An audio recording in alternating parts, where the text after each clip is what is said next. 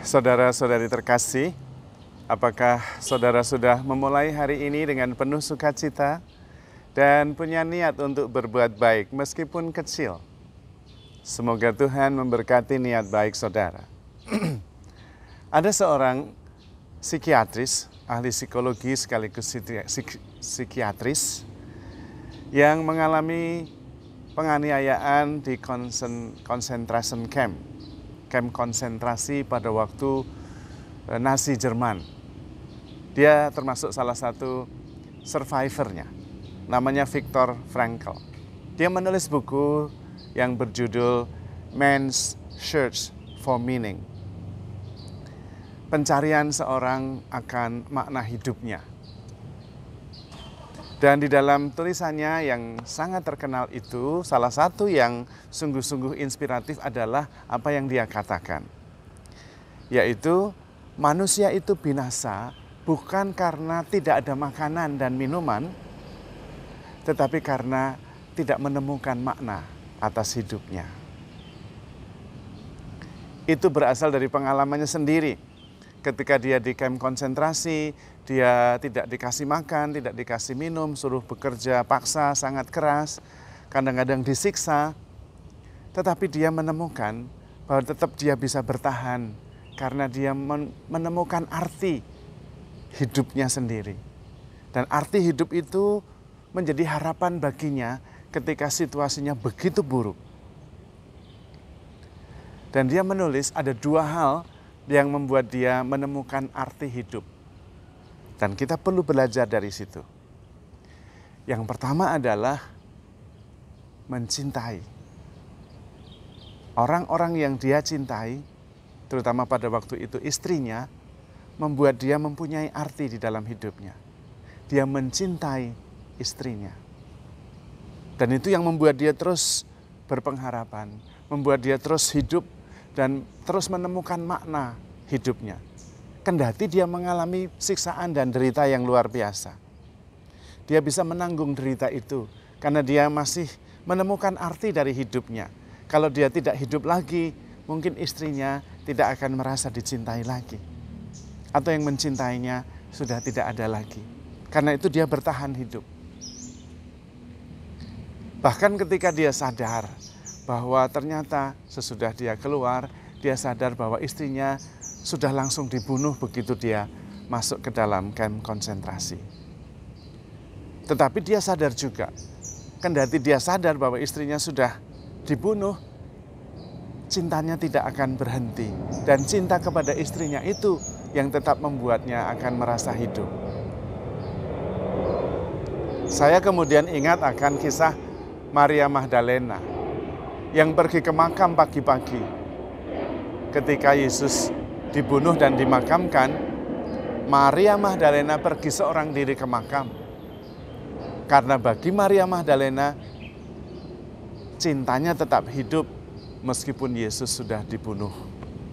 Di dalam hati Maria ada sebuah keyakinan, silahkan engkau membunuh Yesus, bagiku Yesus tetap hidup. Dan itu yang membuat Maria Magdalena kemudian pergi ke makam, mempunyai pengharapan bahwa Yesus tetap hidup dan benar. Yesus menampakkan diri untuk pertama kali kepada Maria Magdalena. Maka mencintai itu menjadi jalan yang memungkinkan kita mengerti arti hidup kita. Maka yang mencintai yang berbahagia. Tidak masalah yang dicintai bagaimana, tidak masalah yang dicintai ngapain, responnya bagaimana, itu bukan soalnya. Soalnya adalah bahwa saya mempunyai cinta untuk seseorang atau sesuatu. Dan itu menjadi kekuatan bagi kita untuk terus hidup dan berbuat baik. Itu yang pertama. Yang kedua adalah kesadaran bahwa saya mempunyai anugerah khusus istimewa dari Tuhan yang hanya saya mengerjakannya yang terbaik. Tidak bisa digantikan oleh orang lain.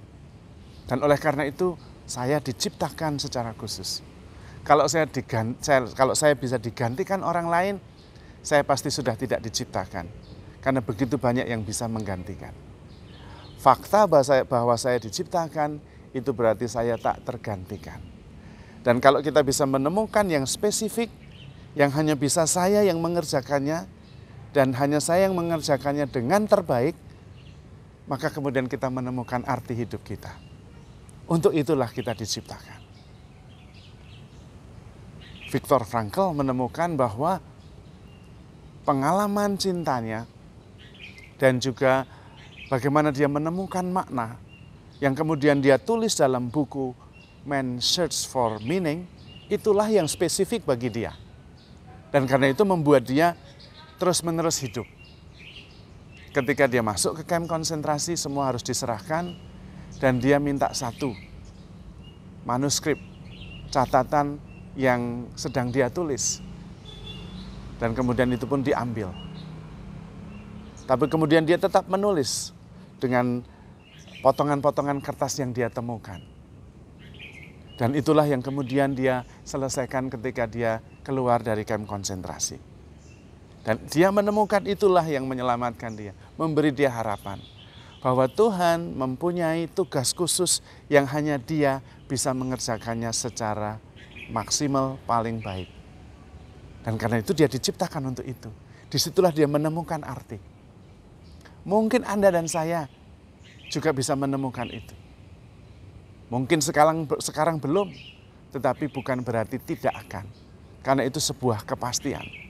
Anda diciptakan karena Tuhan mempunyai pesan khusus yang harus kita selesaikan. Dan hanya kita yang bisa menyelesaikannya. Apapun itu, sesederhana apapun itu, tidak bisa digantikan oleh orang lain. Dan semua seperti itu. Maka kita perlu menemukan makna hidup kita. Menjalani hidup yang bermakna. Kemudian hidup kita itu menjadi berarti, penuh semangat, antusiasme, karena mengerti bahwa hidup kita itu ada artinya. Dan ini juga bisa membantu kita untuk bisa berpengharapan, untuk bisa terus berusaha, untuk terus berjuang. Karena hidup kita itu ada artinya. Tetapi ketika kita sudah kehilangan harapan, hidup kita tidak akan kemana-mana. Ketika hidup kita sudah kehilangan makna, maka kemudian kita juga tidak akan bertumbuh kemanapun juga. Yang ada adalah keputusasaan dan tragedi. Maka saudara-saudari terkasih, pertama-tama kita perlu menyadari bahwa kita diciptakan oleh Allah dengan tugas tertentu. Dan itu yang memberi kita makna.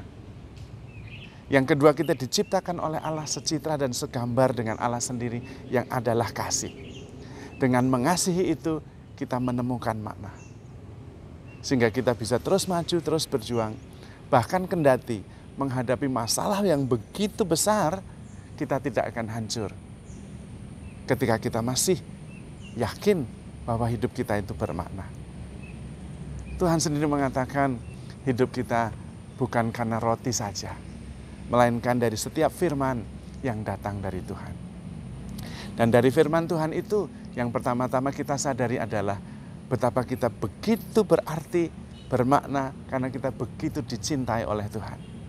Dan kita juga bisa berarti dengan mencintai. Dan kemudian menyelesaikan tugas yang dipercayakan kepada kita oleh Tuhan, dan hanya kita yang bisa menyelesaikannya dengan baik. Itulah makna hidup kita. Itulah yang memberi kita harapan, seandainya kita mengalami kesulitan yang begitu besar. Kita tetap bisa berjuang, kita tetap bisa sadar bahwa kita bermakna. Karena ada misi yang kita emban, yang hanya bisa kita yang dapat menyelesaikannya dengan baik. Dan itu pengalaman dari banyak orang, tetapi terutama yang ditulis oleh Viktor Frankl, Man's Search for Life, for Meaning. Dan dari situ kita kemudian bisa belajar, hidup kita juga bermakna. Terutama karena kita begitu dicintai oleh Tuhan dan cinta kita bisa menyelamatkan orang lain. Maka mari kita kerjakan yang terbaik yang kita bisa.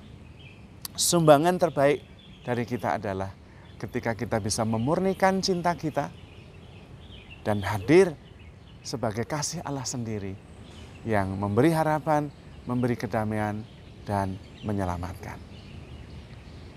Saudara-saudari terkasih, handle yourself with care because you are loved. Tuhan memberkati.